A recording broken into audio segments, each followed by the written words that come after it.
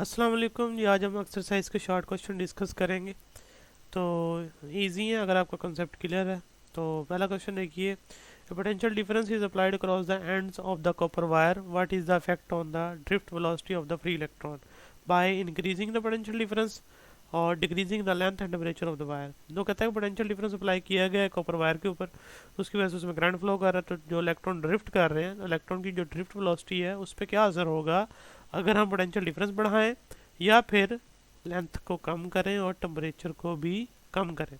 तो इसमें दो पार्ट है। पहला पार्ट देखें, पोटेंशियल डिफरेंस जो है वो अगर बढ़ेगा डेफिनेटली जो ड्रिफ्ट वेलोसिटी होगी वो बढ़ेगी, क्योंकि पोटेंशियल डिफरेंस बढ़ने से ज़्यादा एनर्जी मिलेगी इलेक्ट्रॉन्स को और वो ज़्यादा मूव कर सकेंगे। दूसरी बात, जो लेंथ की अगर डिक्रीजिंग की बात करते हैं और टेम्परेचर की, ये दोनों बातें जो है ना वो रेजिस्टेंस को कम करेगी। यानी लेंथ कम करने से रेजिस्टेंस कम हो जाएगी, टेम्परेचर कम करने से जो एटम्स का वाइब्रेटिंग एम्पलीट्यूड है वो कम हो जाएगा, तो एटम के रास्ते में जो रुकावट है वो कम हो जाएगी इस तरह से, तो उनकी ड्रिफ्ट वेलोसिटी बढ़ जाएगी। ठीक है जी। यानी दोनों सूरतों में बढ़ेगी, बाय इंक्रीजिंग पोटेंशियल डिफरेंस तब भी बढ़ेगी और डिक्रीजिंग लेंथ और टेम्परेचर रेजिस्टेंस को कम करती हैं, जिस वजह से जो है ना वो ड्रिफ्ट वेलोसिटी बढ़ जाएगी। ये फार्मूले भी यहाँ पे लिखे गए हैं, ये आपकी यानी कि पूरी चैप्टर में तो नहीं थे लेकिन इनको ड्राइव किया जा सकता है। तो drift velocity of free electron जो है ना वो एक लेंथ के अंदर एरिया क्रॉस सेक्शन ए जिसमें वो ट्रैवल करते हैं वी डी से, तो उसको I over N E A, I current, N number of electron, E electron का चार्ज और A area of the wire. तो I is equal to V over R अगर पुट करें तो वी ओवर आर आ जाएगा ई की जगह।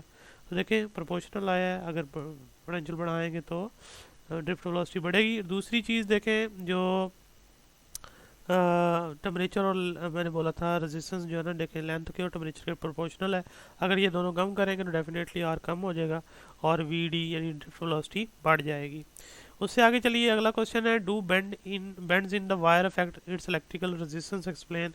क्या जो बेंड है यानी जो मोड़ आते हैं वायर में वो उसकी इलेक्ट्रिकल रेजिस्टेंस को जो है ना वो अफेक्ट करते हैं। देखें जो रेजिस्टेंस की वायर की जो रेजिस्टेंस है ना वो लेंथ पे और एरिया ऑफ द कंडक्टर पे डिपेंड करती है, तो मतलब डिमेंशन पे। तो इन बैंड्स के आने से जो डिमेंशन वो चेंज नहीं हो जाती, तो जिस वजह से जो है ना वो अफेक्ट नहीं करते। No bands in the wire do not affect the electrical resistance as a band in a wire do not affect length and area of the cross section of the wire, so are remain constant. उसके बाद next है जी, ये what are the resistance of resistor given in the figure A and B, what is the tolerance of each, explain what is mean by tolerance. ये दो part है इसमें, ये आपको दिए गए हैं कलर, तो इसमें आपने बताना है कि कौन कौन से इसकी मतलब इनकी रेजिस्टेंस की वैल्यूज़ क्या होंगी, उनकी टॉलरेंस क्या, और टॉलरेंस को डिफाइन भी करें। पहली जो पिक है उसमें ये आप बुक में देखिएगा, यहाँ तो क्लियर नहीं है। तो पहला जो कलर है पहली वाली डायग्राम का वो ब्लू है, सॉरी ब्राउन है, ब्राउन का कोड 1 होता। उसके बाद ग्रीन, ग्रीन का कोड 5 और रेड का कोड 2। ये तीन कलर दिए गए हैं पहले वाली में, ब्राउन, ग्रीन और रेड। तो हम देखें ब्राउन जो है वो 1 आ गया as it, green 5 as it आ गया, रेड तीसरा कलर है उसका कोड नहीं, उतने जीरोज आने हैं, जीरो आ गए साथ में ओम यूनिट आ गया। और चौथा जो उसका कलर है वो गोल्डन है, तो गोल्ड है तो डेफिनेटली वो 5% टॉलरेंस होगी उसके अंदर, तो ±5 लिख देंगे। उसके बाद दूसरी जो फिगर है उसमें जो कलर दिए गए हैं, येलो कलर है उसका 4 कोड होता है, वाइट कलर उसका 9 कोड होता है, ऑरेंज है उसका 3 कोड। अब देखें पहले 4 आ गया, पहले येलो कलर का, फिर वाइट कलर का 9 आ गया, फिर तीसरा जो कलर है वो ऑरेंज है उसके जीरोज आ गए 3। उसके बाद चौथा उसका जो बैंड है वो सिल्वर बैंड है, डेफिनेटली 10% उसकी टॉलरेंस आ गई। और टॉलरेंस क्या है, possible variation in the resistance of the carbon resistor from the mark value is called tolerance. ठीक है जी, एग्जांपल भी दी गई है जैसे मैंने आपको जब ये टॉपिक पढ़ाया था तब दी थी। उसके बाद नेक्स्ट क्वेश्चन है जी, why does the resistance of a conductor rise in rise with the temperature. अगर आप कंडक्टर का टेम्परेचर बढ़ाते हैं उसके रिजल्ट में जो रेजिस्टेंस है वो क्यों बढ़ जाती है वो बताइए। देखिए टेम्परेचर बढ़ता है तो एटम्स के अंदर जो वाइब्रेट है उनका एम्पलीट्यूड बढ़ जाता है, वाइब्रेटिंग एम्पलीट्यूड, जिसके रिजल्ट में जो टारगेट है इलेक्ट्रॉन के सामने वो बढ़ जाता है, प्रोबेबिलिटी बढ़ जाती है इलेक्ट्रॉन के कोलाइड करने की विद द एटम्स। तो इलेक्ट्रॉन अपनी एनर्जी लॉस करेगा तो इसे हम रेजिस्टेंस का नाम देंगे। तो as the temperature of the conductor rises the amplitude of the vibration of the atoms in the lattice increases and hence the probability of their collision with free electron also increases. We can say that atoms then offer a bigger target collision cross section of the atoms increases with the temperature, so the resistance of the conductor increases. उसके बाद next question है, what are the difficulties in testing whether the filament of lighted bulb obey Ohm law? कह रहा क्या difficulty आती है आपको ये टेस्ट करने में कि जो सिंपल जो फिलामेंट बल्ब होता है वो ओम लॉ ओबे करता है या नहीं करता। देखिए स्टार्ट में जैसे ही आप स्विच ऑन करेंगे जो वोल्टेज है वो भी बढ़ता है और करंट तो वो भी बढ़ता है, दोनों प्रोपोर्शनल होते हैं स्टार्ट में।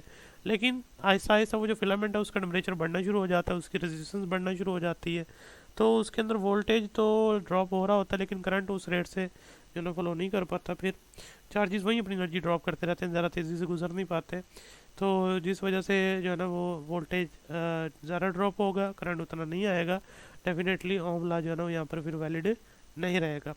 तो the main difficulty in rising is the rise in temperature of the filament with increase in current.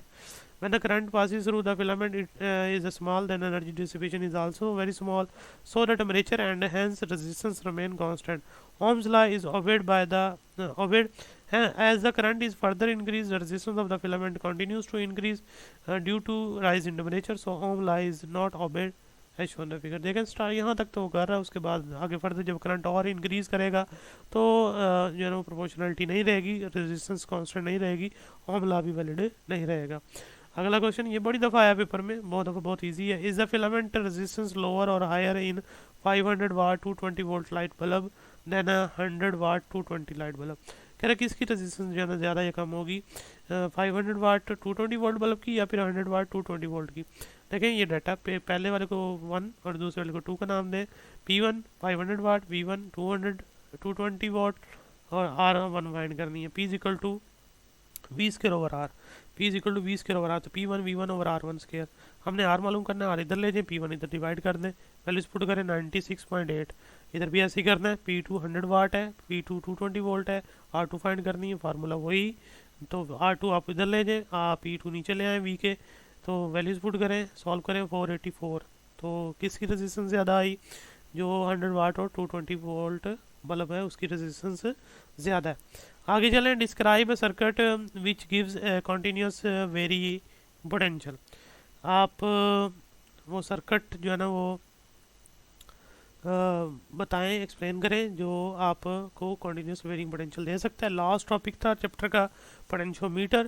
Potentiometer को हम पोटेंशियल डिवाइडर के तौर पे यूज़ करते हैं जो कि हमें कॉन्टीन्यूसली वेरिंग पोटेंशियल देता है। ये बैटरी लगाई, उसके साथ रियोस्टेट था और साथ में हमने ये एक वोल्ट मीटर लगा दिया। जो लेंथ ए और सी के दरमियान आप स्लाइडिंग कॉन्टैक्ट सी की मदद से सेलेक्ट करेंगे उतना वोल्टेज उसके क्रॉस ड्रॉप हो जाएगा। आज जो करंट फ्लो कर रहा है इसमें I is equal to E over R, फिर जो वोल्टेज ड्रॉप हो रहा है बिटवीन ए एंड सी वो आई स्मॉल आर, यानी कि आई की वैल्यू पुट कर दें ई ओवर ई आर। अब ए से बी तक जो रेजिस्टेंस है वो कैपिटल आर है। जैसे जैसे स्लाइडिंग कॉन्टैक्ट बी की तरफ जाएगा ए और सी के दरमियान लेंथ बढ़ती जाएगी, रेजिस्टेंस ओ से आर बढ़ जाएगी और जो वोल्टेज ड्रॉप है वो ज़ीरो से लेके ई जो फुल होगा वहाँ तक ड्रॉप करेगा। और नेक्स्ट क्वेश्चन है जी ये, explain why the terminal potential difference of the battery decreases when the current draw from it is increased. कह रहे जब टर्मिनल पोटेंशियल डिफरेंस है बैटरी वो डिक्रीज़ क्यों कर जाता है जब करंट ड्रॉ करने लग जाता है। देखिए जब करंट ड्रॉ होने लग जाता है तो बैटरी की इंटरनल रेजिस्टेंस भी बीच में इन्वॉल्व होती है, कुछ एनर्जी चार्जेस अपनी वहीं लॉस करते हैं across internal resistance of the battery, बाकी जो बचती है वो सर्किट में डिसिपेट करते हैं।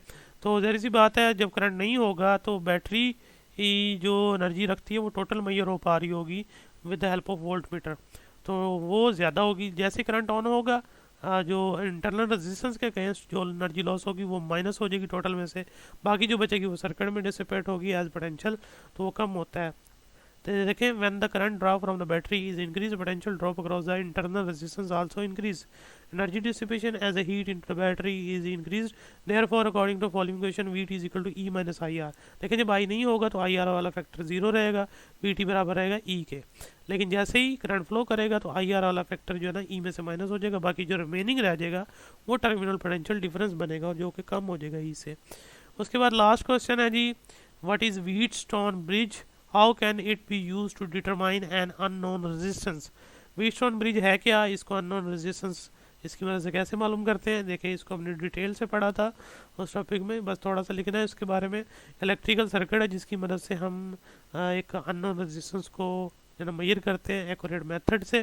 तो करते क्या हैं, 4 रेजिस्टेंस लगाते हैं मैश की शक्ल में, और लूप्स बनती हैं, यानी ये जो 4 टर्मिनल है ए बी सी डी, ए और बी के दरमियान हम गैल्वानोमीटर लगाते हैं, ए और सी के दरमियान हम स्विच और बैटरी लगा देते हैं। चारों रेजिस्टेंस की वैल्यू को इस तरह से एडजस्ट करना है गैल्वानोमीटर 0 रीडिंग दे, तो सर्किट बैलेंस कंडीशन हो जाएगी। तो ये वाली जो इक्वेशन है R1/R2 = R3/R4 ये काम करने लगेगी। ये याद रखें, ये सिर्फ सर्किट बैलेंस कंडीशन पे ही ये इक्वेशन काम करती है।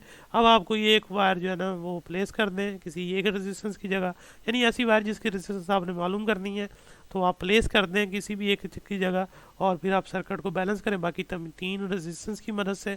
तो आपको जो चौथी अननोन रेजिस्टेंस होगी उसकी वैल्यू मिल जाएगी इस इक्वेशन में वैल्यूज पुट करने के बाद।